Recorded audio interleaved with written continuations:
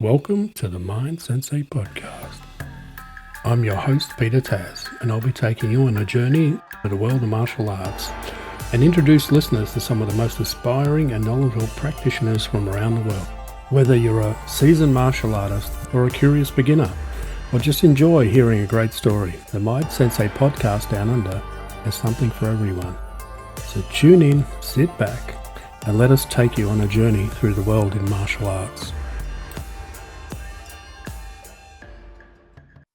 So welcome back to the Mind Sensei Podcast. I'm your host, Peter Taz, and today I'm honoured to introduce Mr. Phil Buck, a martial artist with over 34 years of experience, student of Mr. Lee Wedlake's, a member of the Progressive Kenpo Systems Group with a specialty in joint locking techniques.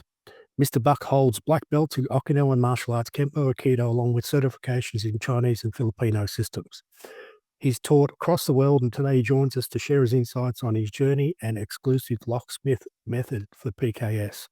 So welcome to the podcast, Mr. Phil Buck. Oh, it's nice to be here. Thanks for inviting me. Always a pleasure to talk to you. Always great to see you, mate. But yeah, let's talk Down Under again.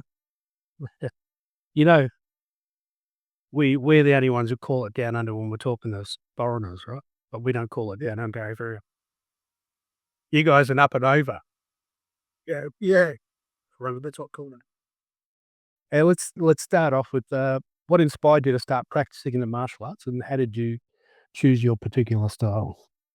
Well, it kind of happened by accident. I went to university when I was 20, and I had kind of an idea that I wanted to do something, but I wasn't quite sure what it was. They do these freshers fairs at university, and I got told to someone who said I do a style of karate, and it just kind of clicked with me. Thought that sounds interesting. I'll be watching the Jean-Claude Van Damme films. I was a big fan of Lethal Weapon, so I thought the Martin Riggs character was very cool. And I had a sort of a notion that my dad had done martial arts at some point, but other than that, I didn't really know very much because he didn't really talk about it. So a group of us just went along to this first session that this girl named Fiona, I forget her surname, and she was a blue belt at the time. And the style of karate she did was kind of it was a localized style, so it had some other elements in it, but it was quite a sort of soft style of karate. It wasn't the kind of Shotokan style, hard hitting stuff. And she'd got dispensation from her teachers to teach and set up a new class at this university. So we sort of started there, and it just kind of went from there. Really, there's always the huge fall off. People kind of not interested, or it's not what they're looking for. But I just stuck with it, and I just got into it. I got into the technical side. I was a kicker at first. I really enjoyed kicking, so I just practiced that constantly. Kata I really enjoyed. I just enjoyed the whole thing. So that's kind of really where it started, and I did that for about a year. I got to What was that? What was that style? Well, the style was called Goyoraru Karate. It doesn't exist anymore. It's been changed to introduce more Indian elements. So it's called Tetsudo now. And I think it's still going. It's based around the West Midlands in England, which was where I was at university. And it was kind of it was a softer style of karate, so that it wasn't sort of high contact or anything like that. So they were targeting a certain audience who and a certain kind of type of student who perhaps weren't so confident, weren't so into getting knocked around, but wanted to learn the technical side. And then the sparring side built up as you got higher up in the ranks. And then a guy called John Smith came along. He was a brown belt, and he was a sort of technician. So he very much led us down that route, which I really enjoyed. And I still do. Getting things absolutely technically bang on is very much a thing that was kind of instilled in me back then. But yeah, that lasted about a year. And where did the journey take you from there? So I got into a fight, and it didn't go my way. And I thought, right, I need something a bit tougher, because that part of the world was a bit rough and ready. A place called Coventry, which was near Birmingham.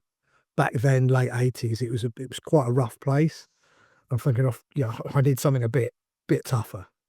So I went to a local club, Wadaroo.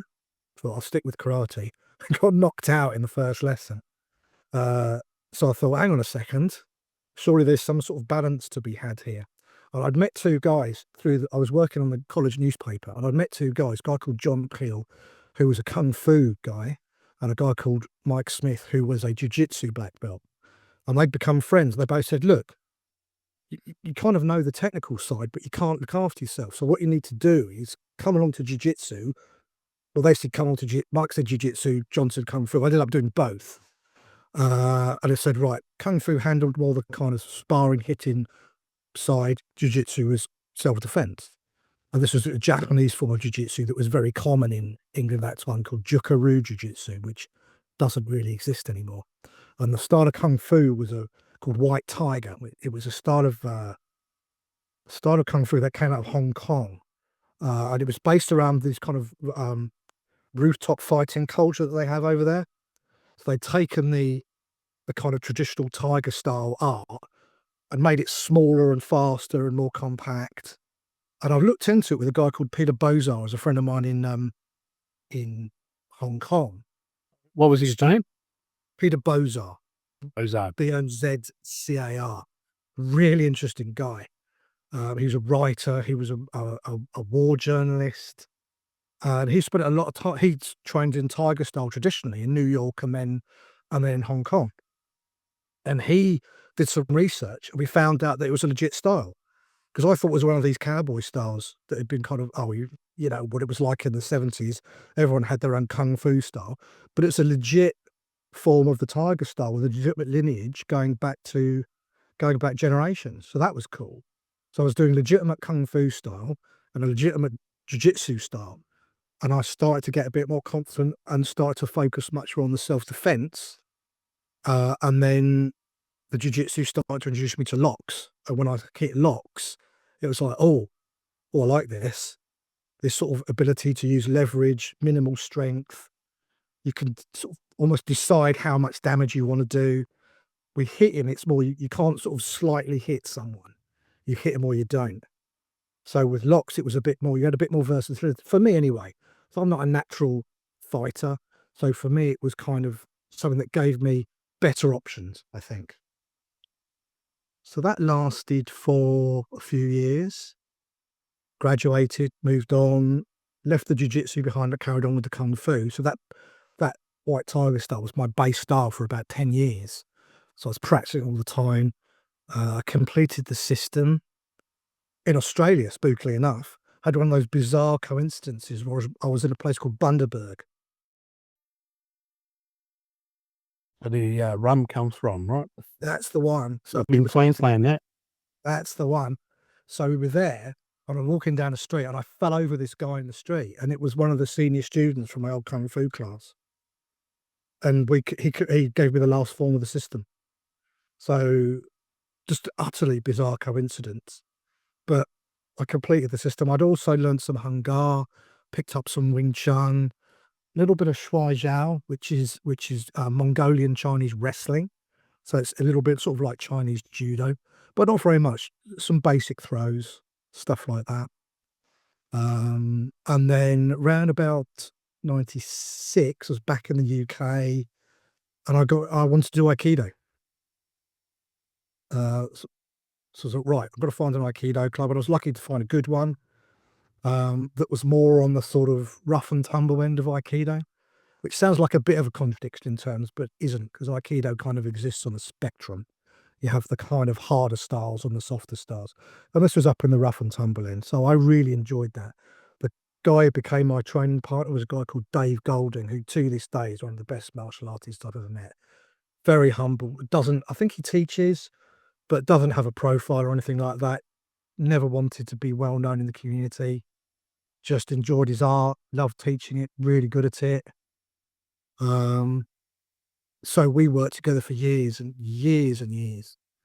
And I became kind of his senior student in Aikido, got my black belt about around 98, 90. Yeah, and it's around that time that one of the brown belts came back to the class and said, I've just been down to Devon and met this guy who does Kenpo.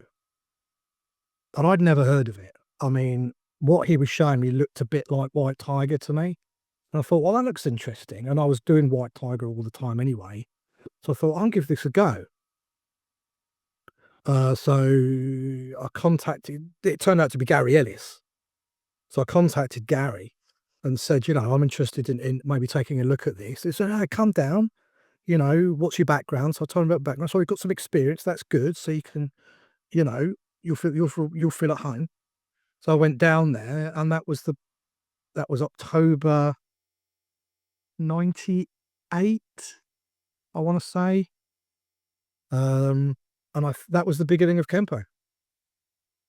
So it's about 10 years in, I hit Kenpo. Okay. And so where did your Kenpo journey take you from there? So Gary and I live hundreds of miles away from each other. So it was, I went down there sort of regularly by train because I don't drive, and just went on a seminar basis, and he started to invest more time in me and said, look, we started to, build a good rapport, and just started to learn the system, learn the principles. It became very apparent to me that the White Tiger didn't really hold up, because at that time I thought there was probably a Kenpo influence to White Tiger. That's not true, but at the time I thought there was, and just didn't hold up. Kenpo just was more, it was just more logical. It just made more sense. The principles were more focused, more scientific, more logical, less based in tradition. I like the movements because they shared that kind of multiple strike thing, which you don't often get in Chinese martial arts, but except for someone like Wing Chun maybe. And it kind of built from there. I mean, it was kind of the training was quite hard, so I struggled with that. There was quite heavy contact sometimes. I tended to get hurt. I'd had quite a bad injury in jiu-jitsu a few years previously, where one of the instructors had broken my knee.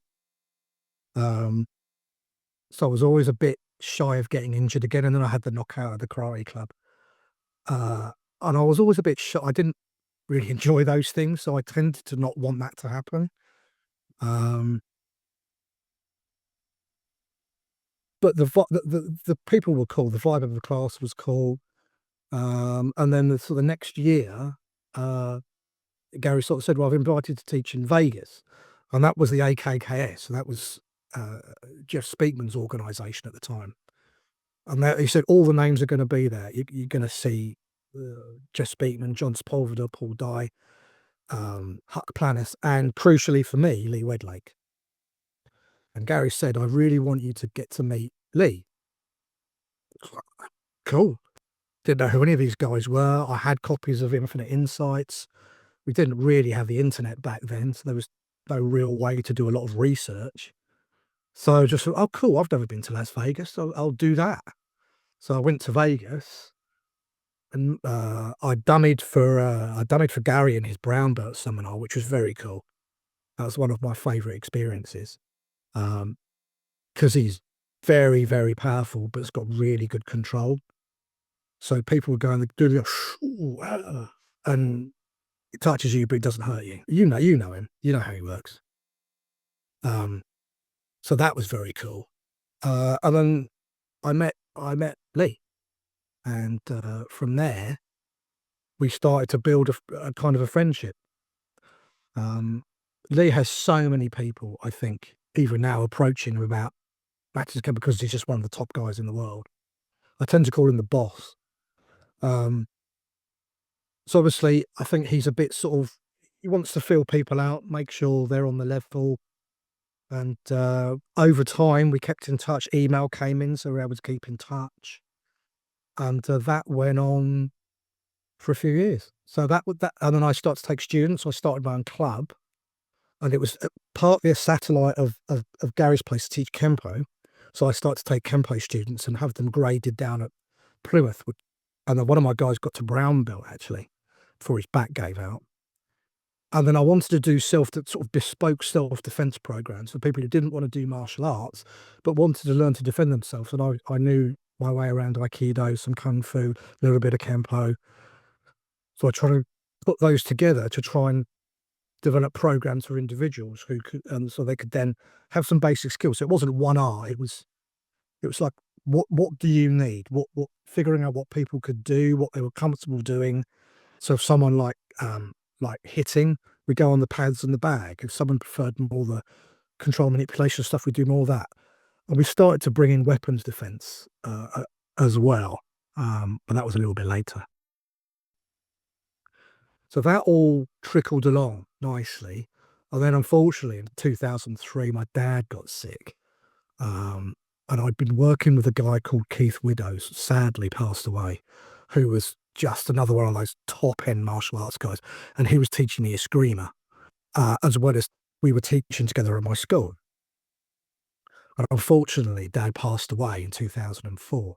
And he'd been showing me some of his stuff, and I found out what my dad's history of martial arts actually was over that period of time.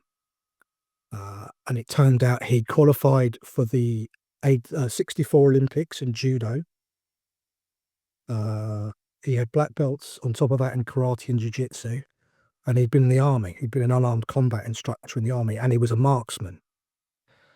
So you sort of look at it. I looked at my dad thinking, what? This is my dad. How? It was a bit of a disconnect because he's sort of this gentle, really great dad. And suddenly you've got this, it's sort of like something out of the movies. And it was a little bit of a disconnect. But he didn't like some of the stuff I've been doing. He didn't particularly like Kenpo. So he was showing me stuff that he thought would be better for me. Why didn't he like Kenpo? I think the thing for him was he found it. I could only, pardon me, I could only show him what I knew and talk about what I'd been told, and he just found it too complicated. His thing was very much, it's got to be simple, straightforward. He didn't particularly like a lot of the preset work. He said he always hated kata and karate. And he didn't like the fact I was getting hurt. People weren't pulling their punches, perhaps as they should have. Well, that's a bit of an issue. No one should be getting hurt.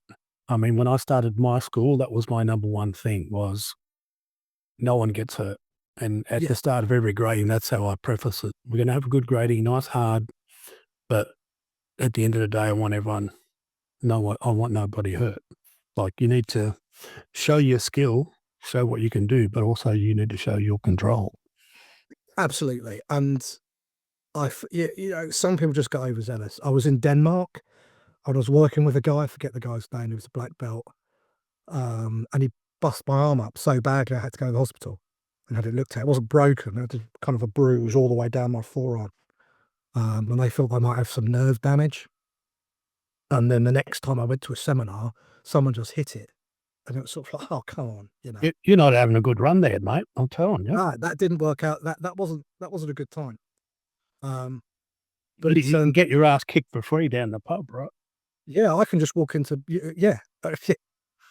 and I'll start thinking, is this striking stuff really for me? I never got these injuries when I was doing Aikido or Jiu-Jitsu or Judo, because I dabbled in Judo a little tiny bit when I found out Dad did it, but not to any great extent. But I had students who were judoka, and they showed me a little bit. And it was it's one of those arts that kind of wish I'd done this, but Dad specifically didn't teach me. He said, you just don't have the mentality. You're not competitive. You don't have that mentality. There's just no point. It would just be from the basic throws from jiu-jitsu, it's basically the same stuff. So he was more about trying to get to a point. And to this day, I don't know whether it was because he knew he was going to be going or it just a coincidence, but he wanted to get me to a point where it was something that I could use. And that became the basis of what I sometimes call the family style, which we'll talk about in a little bit. But yeah, I mean, when I teach, it's always I do the mandatory safety briefing, because I've seen arms broken in jiu-jitsu and stuff like that. So nobody wants to go home hurt. So I was starting to question it and going, "Oh, is it just me?" And then the decision was made for me. Dad passed away, and I just decided. I talked to Keith, who was also a soldier. He was a para, actually. So they worked along with the regiment, so they're kind of elite soldiers. For those who don't know, the regiment is how we in England refer to as the SAS. So it's sort of top end military operators. Keith never talked about it. I found out from someone else. I asked him, and is that true? And he said, "Yeah, let's not talk about it," which I found is extremely common with those guys. So you tend not to, you don't push it. But so I was doing the screamer and I was enjoying that. And I said, I just want to do this family style that Dad left me. I want to sort of honor his memory. And he was like, "Yeah, that's cool. Let's do that." And he'd be getting into Silat. So we started to have this nice balance of a family style rootiness. And then for people who are interested in something more exotic, they could do Eskrima or Silat. So that was how it was. I left Gary's Club, I left PKS, quit White Tiger, quit Aikido for a while, and just did that. That was it. Right, that's what I'm doing now. That I just want to propound, get because Dad's ideas is my dad, but also his ideas made total sense to me. So yeah, that was a big, big turning point in my life. But you know how it goes. Those things are difficult to deal with, and sometimes you don't deal with them particularly well. I was a young man, 34 years old, and I thought I've got my dad for decades yet, and then he was gone. And I often think I barely scratched the surface, of his ideas. But the thing he communicated to me most powerfully was boil it down, get it right down to what you naturally do. And the only way you can figure that out is by doing it. So we did a lot of pressure testing, but in a safe environment.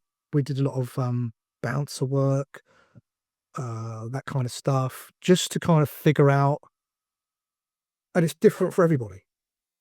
So you end up with like a box. You end up with a few tools that work for you. That you've got high percentage chance that they're going to work. And I'm not looking for a street fight. I'm not a fighter by any stretch. But I want to be able to protect myself or my wife or other people if necessary, and get us out of there as quickly as possible. I don't want to get into prolonged. I've never been that kind of. I want to do full contact. I want to be in the ring or anything like that. It's never been about that for me. It's about I need to get it done and get away. And that was very much what Dad latched onto and said, right, just get it done. Simple throw, simple hits. One posture fits all. Those kinds of ideas. And that's what I taught in my school for years and years and years. Where did that lead you to? Did you end up, getting a style together and Well, the family it wasn't the family style is Dad's ideas.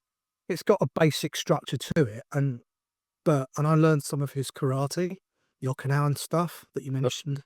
so what do you call it?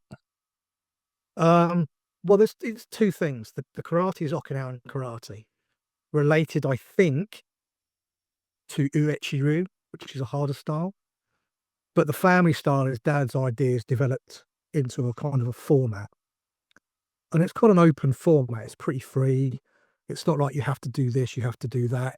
It's more, he was a judo guy, so it's much more influenced by that kind of freer, deal with the person on their terms kind of approach. What they give you is what you use. He was huge on this idea of play the hand you're dealt. So, get a kind of intelligence going that you get hands on, you figure out what's going on and you deal with that rather than trying to sort of impose your will on the situation. He used to say there was a lot of people he knew who would try and take their art to the fight, but if the fight wasn't on their terms, they were in trouble. So he said, what you want to do is take yourself to the fight and adapt to that. And that's the essence of my understanding of Kenpo is that's the essence of that as well. Judo's the same, Brazilian Jiu-Jitsu, Jeet Kune Do, a lot of the arts that emphasize the fighting aspect all have that element of adapt to the situation. And I think that's really MMA as well. I mean, you have to take MMA into account. It's been a massive influence on the martial arts community. And again, they're fighting, they're in a ring fighting. Yeah, okay, it's a combat sport, but I don't think most of us want to mess up with a professional MMA guy. No one's going to want to get into a fight with Georges St-Pierre and expect to come out unscathed. So, I think a lot of people struggle with that sense of, oh, it's MMA somehow not valid. I don't know. It's a difficult argument, especially from the traditionalists. And I come from a traditional background. So I think people forget the professional fighters. Would you step in a ring with a professional boxer? exactly. No. And a wrestler, So it doesn't matter whether they're MMA or whatever they're doing. If they are professional, they're getting paid for that, and they're yes, trained. It's not going to go well for you. it really isn't. And I think that realization is important. And I think that's why a lot of maybe some of the more traditional arts are getting a bit of a bad rep, because I don't think it's the arts necessarily, but some of the people either don't want to or can't keep up with the kind of prevalence of the MMA and BJJ mentality of, well, you roll, you fight. That's the test of it. And that's kind of it when it comes to martial arts. I mean, as Dad said, it is martial arts. It is fighting. There are arts you can do if you want to move away from that. But Tai Chi, for example, Aikido, I put in that category, although there are still Aikido schools that are more practical in their application, but there are many teachers who are not, and that's not their focus. Martial arts is big enough to encompass everything, but it's important you don't get confused with what your focus is. If I went as a self-defense based martial arts, I went to a competitive situation, I'd probably get thrashed. Similarly, if a sport-based person who's used to sport karate went into MMA, they'd struggle. Things like that. A striker, Jean LeBell, back in the 50s, I think, proved that, if you're a striker who's not prepared for grappling, that's not going to go your way. So you've got to be honest about what you're doing and why you're doing it, I think. And my focus was very much the self-defense side. And So how far did you get in Kenpo? I got promoted to third last year, December last year. So you're still going with Kenpo? I'm still involved with progressive Kenpo system. I don't specifically do Kenpo, I do locksmith now, but locksmith is a part of progressive Kenpo systems.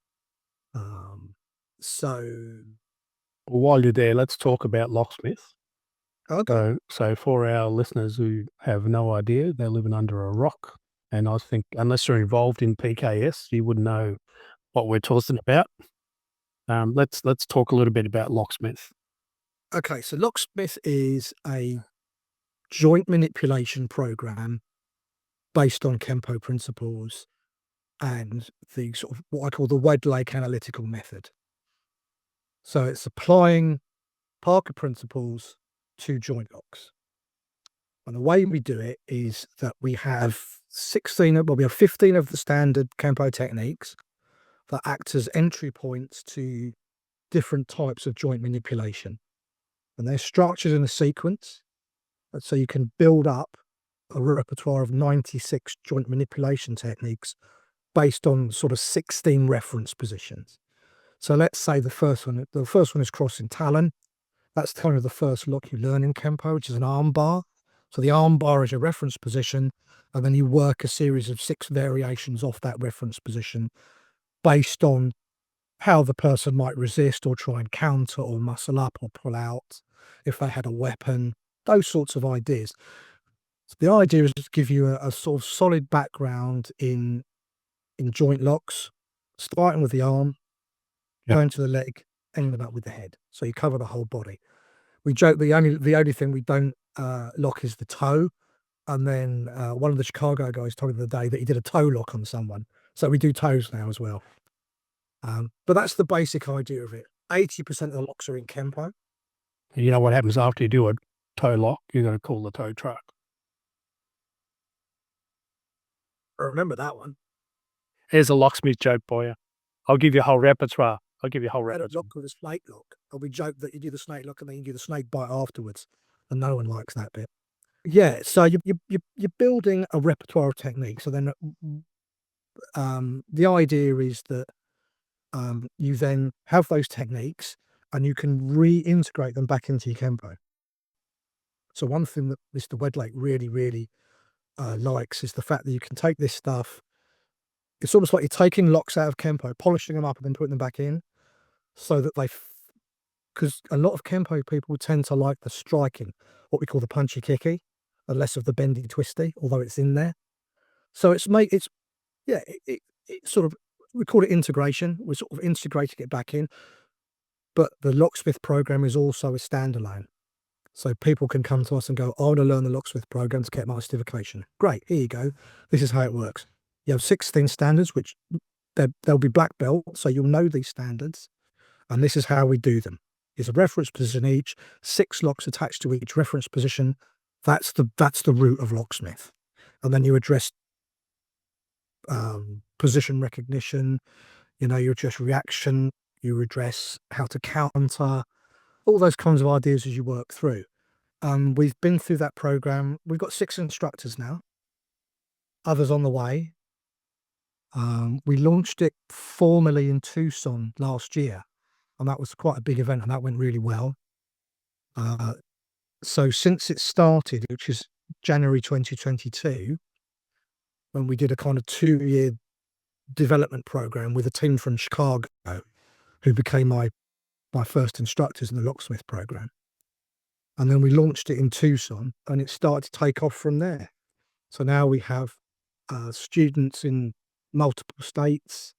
We have a locksmith triangle, which is Chicago, which is Onbu, the central one, Tucson, which is our West Coast hub, and over in sort of South Tampa, which is where the boss is. So we've got like a little triangle of locksmith. And that seems to be working well.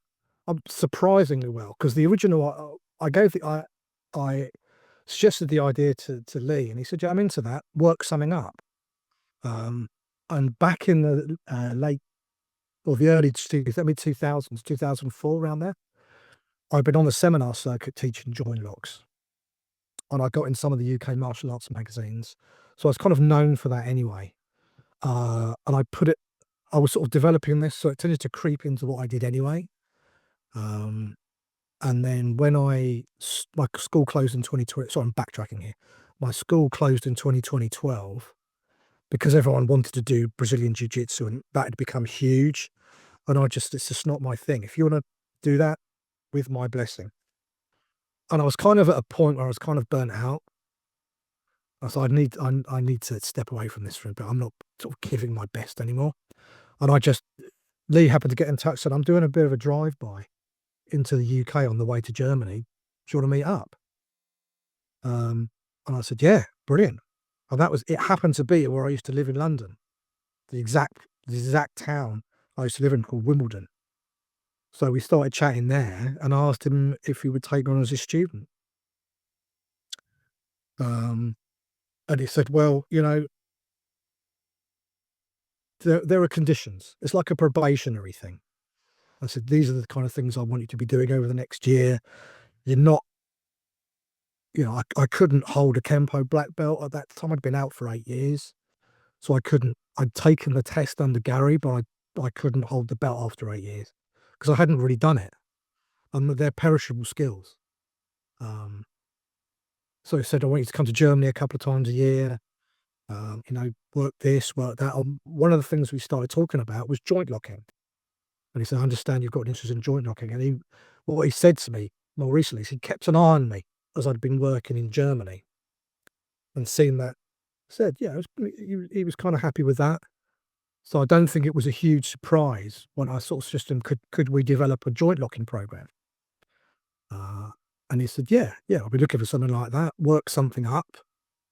So I worked up a proposal and said, what I want to see is a manual.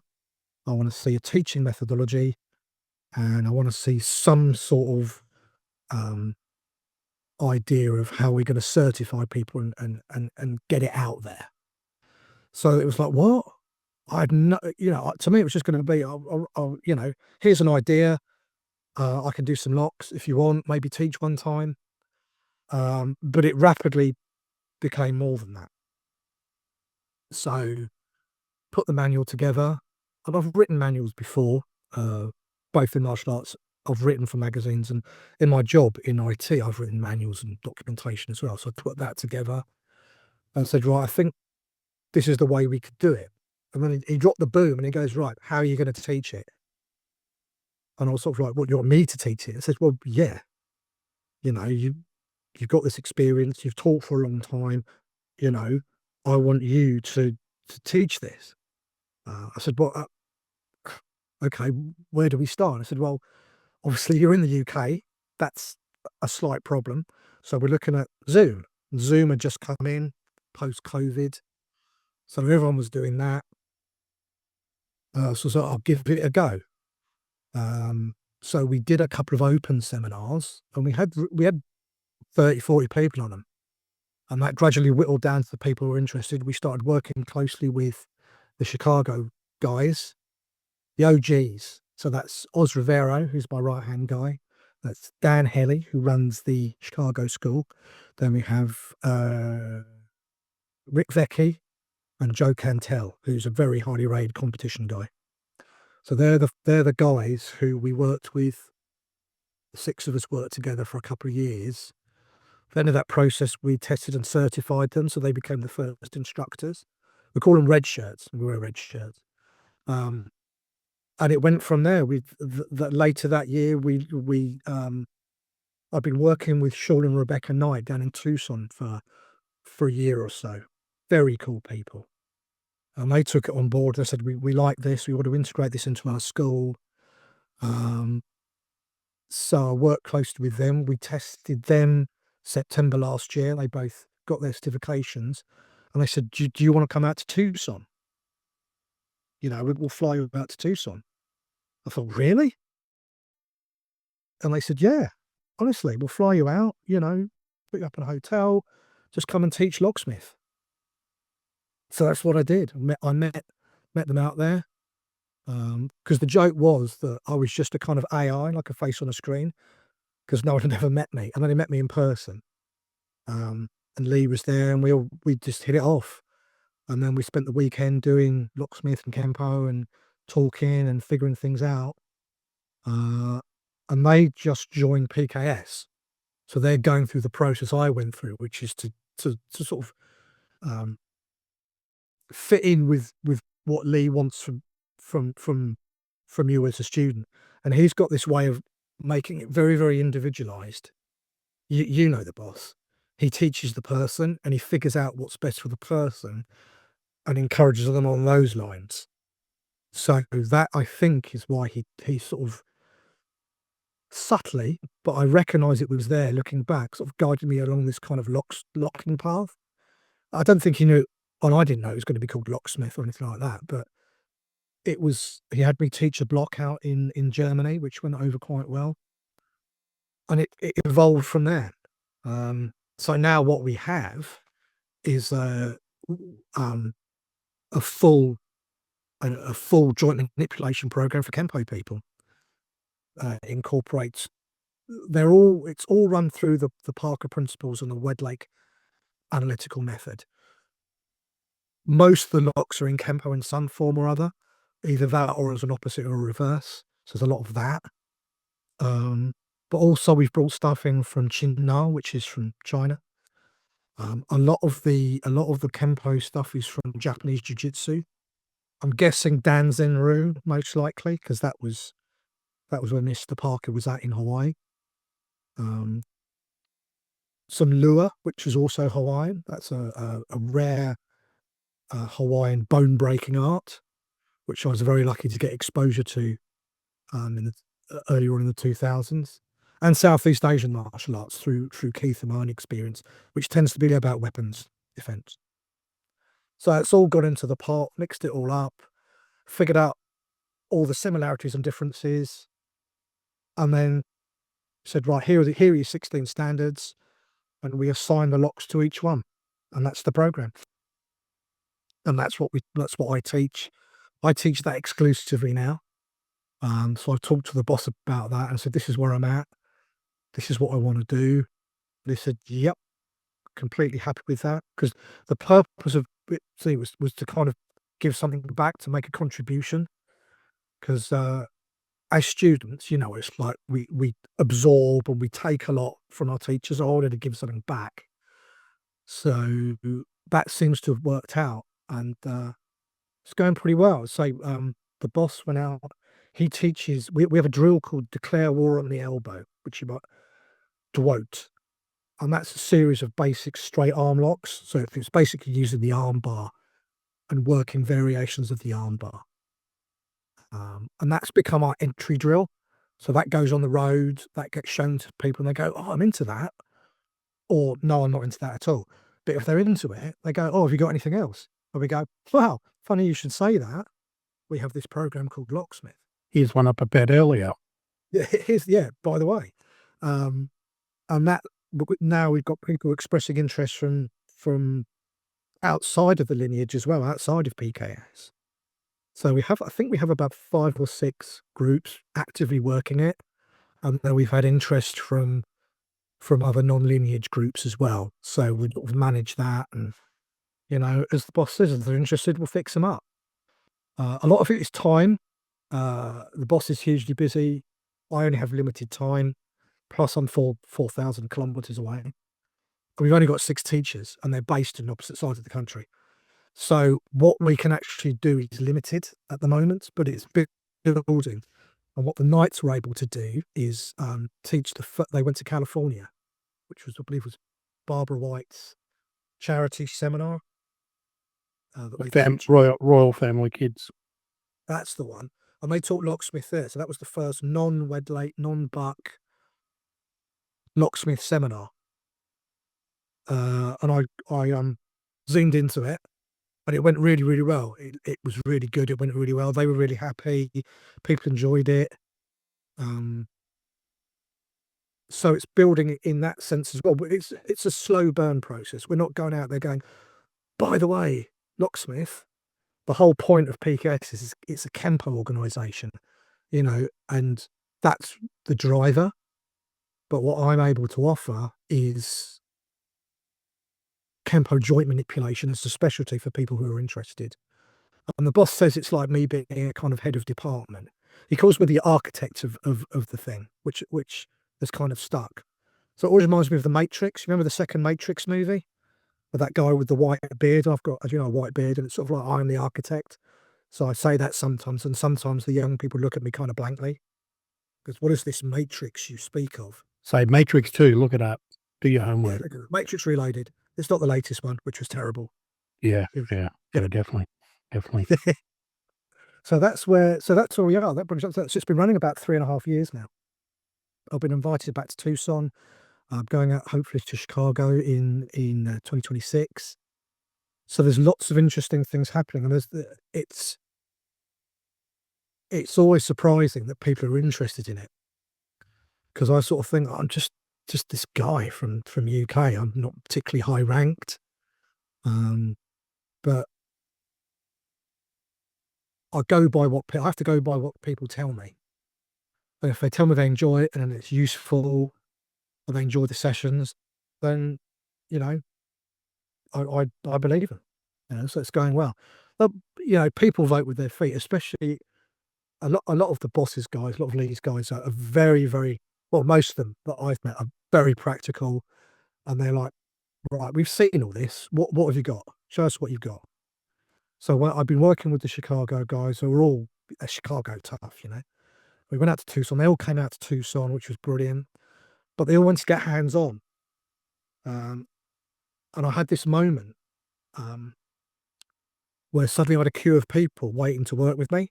"Can you show me this lock?" So I just did the locks on them and sent them on their way like a conveyor belt. And Oz Rivero came up to me afterwards and just said, "Yeah," because I wanted them to feel it, because I'd felt it and I wanted them to feel it. And that's what sold them on it.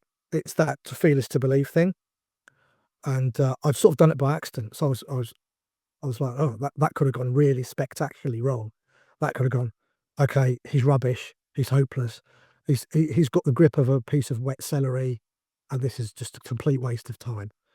Luckily, it didn't go that way. So we all got on really well. We all, you can make locksmith as kind of low impact or high impact as you want. We go from the kind of basic control restraint up to bone breaking and weapons work. So we've got a force continuum. We call it the Vecchi force progression. So you start with sort of control restraint and then pain compliance, and then kind of end up with leap of death. So if all else fails and it's gone wrong, you just do leap of death on them, and that usually sorts the problem out. And that's Well, the problem is you're gonna do probably 5 to 10 as well after you do leap of death on someone. yeah, exactly. They just keep going. But if they get up after leap of death, then you've probably done something fairly fundamentally wrong, and you should probably like run away really quickly. You're gonna have to stop Yeah. calling it leap of death.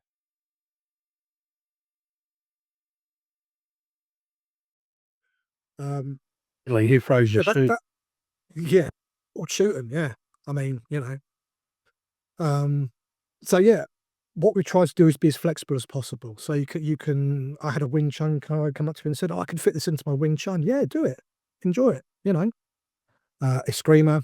Uh, mo- it could fit into a lot of different things that have them. It just happens that Kenpo motion lends itself to flexibility. So the lines and paths of action allow you to pick up these things a lot more easily than something that's a bit more fixed and a bit more rigid. Um, so something like crossing talon, you're already in the armbar. So yeah, the next one after that, we look at entangled wing. How to use the figure four and how to defend against the figure four. One thing that Lee pointed out to me is a lot of people do the defense, but don't necessarily know how to apply the figure four. So that was interesting. So we started looking at, right, let's focus on how to do a figure four, where it puts the person, and then what you can do with that. And that led to a lot of discoveries around what we call spinal control. Um, so the locks we do aren't necessarily designed to control the joint so much as use that to control the spine and break the balance, break the waist. So everything we do is you need to get that balance, that spine broken, not literally, uh, as quickly as possible. So they're off balance and they haven't got the base. So if you can take the base away as quickly as possible, it then becomes a giant opposite in reverse. So what Kenpo is establish your base, and what locksmith is take the base away. So that's kind of how it fits together. A lot of the stuff we do is we connect it right back into Kenpo, pull examples out. There's a huge amount of joint manipulation that Lee's shown me in the extensions. There's a huge amount of influence from Form 5, as you'd expect, because there's a ton of stuff in there that's so the relationships between backbreaker, sleeper, all those kinds of ideas. Toyed with the idea of doing a locksmith version of some of the 5 stuff, but the idea of locksmith isn't a form-based system. It's 100% hands-on all the time. You can't really do shadow locking. So it's all hands-on. So when I'm doing the online sessions, I've got one later today actually. It's very much right. Get hands-on. You know, you need to know that it works, so you can feel how the joint's working from both sides of the equation. And then you start to develop that tactile sensitivity of how it feels to lock someone. You feel the biting points on the joints, how they lock up, and you can get a huge amount of information when you connect with someone. You block or you parry or you make some sort of bridge, and the amount of the information you can read off that person is quite eye opening sometimes. But the thing we try and say is that locksmith isn't an it isn't an entry thing. You can't get into a fight with it and go, right, I'm going to wrist lock you within an inch of your life. You've got to have the Kenpo. So it builds off the Kenpo. And other we call it an app. And we've got other apps that are being built up that also build onto Kenpo. I know you've talked to Eddie Cabrera, and he does this boxing fusion thing, which is amazing. So that's another method, another thing that that people have the option to pursue. We're looking at one based on throws. I think we've got some people working on the internal stuff, maybe weapons at some, maybe even groundwork. We've got a lot of guys who do BJJ. So there's a lot of knowledge out there to tap into. And hopefully Locksmith makes a sort of little contribution to that knowledge base. And I'm just glad that people are enjoying it. It's building and people are enjoying it. And it's funny being this kind of guy sitting here in the UK, and these sort of all these different states in America are doing this method that I've built, which is kind of strange. It's a strange feeling. So for people interested in Locksmith, is it open to you're open to people contacting you to talk about Locksmith and train, or do they need to be part of PKS? Do they need to be from Kenpo? Can they be from other styles? At the moment, the certification program is PKS. So all the communication goes through the boss because it's his show. So what I do, So the boss is the wing commander, very much, yeah, Mr. Lee Wedlake. Mr. Lee Wedlake, wing commander, SMA, Ward Deeb, Lee Wedlake. He's the boss. Or as my father calls him, America boy. I'm not going to call her.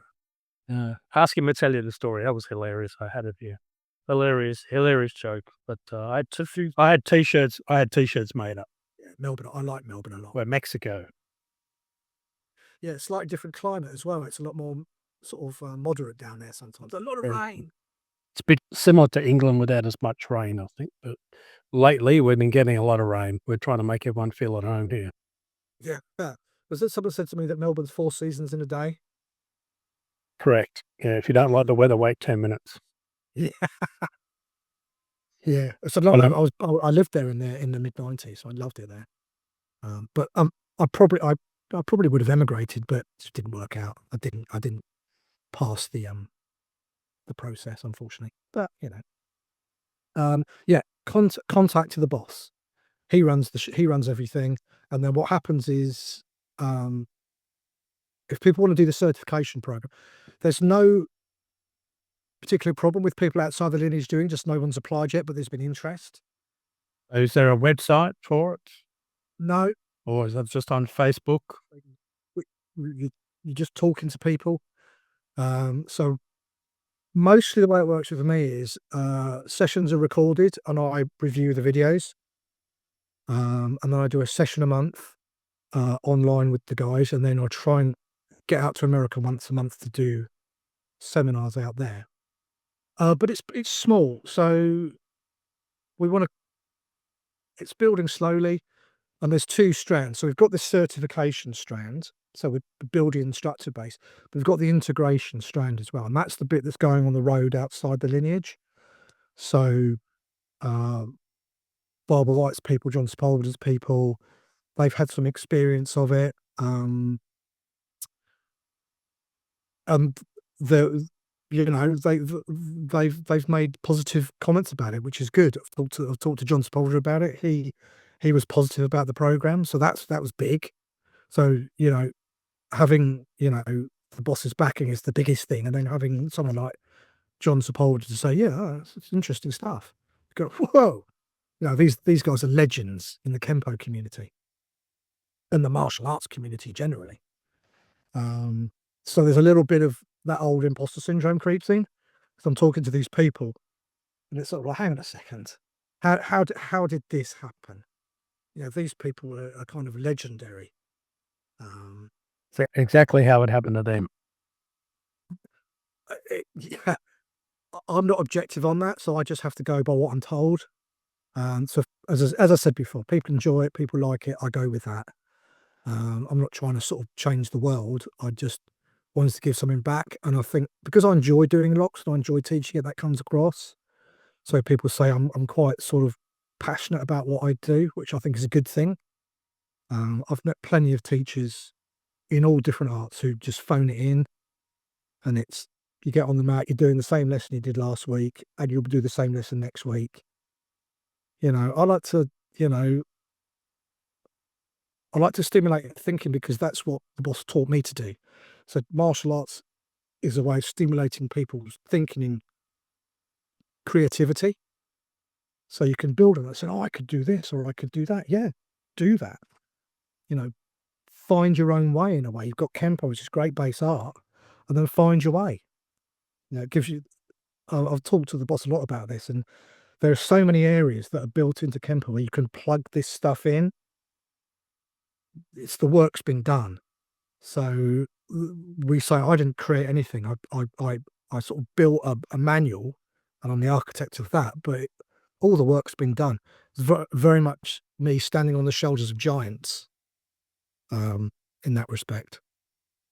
I'm your host, Peter Taz, and you've tuned in to the Mind Sensei Podcast from Down Under. We want to take a moment to thank all our listeners for tuning in to the Mind Sensei Podcast. We appreciate your support and hope our show has been both informative and entertaining for you. If you haven't already done so, we would like to invite you to subscribe to our podcast so you never miss an episode. Finally, we'd like to thank our guests for sharing their knowledge and experience with us. Without their generosity, this podcast would not be possible. Thank you again for listening to the Mind Sensei Podcast Down Under. We hope that you continue to join us on this journey through the world of martial arts.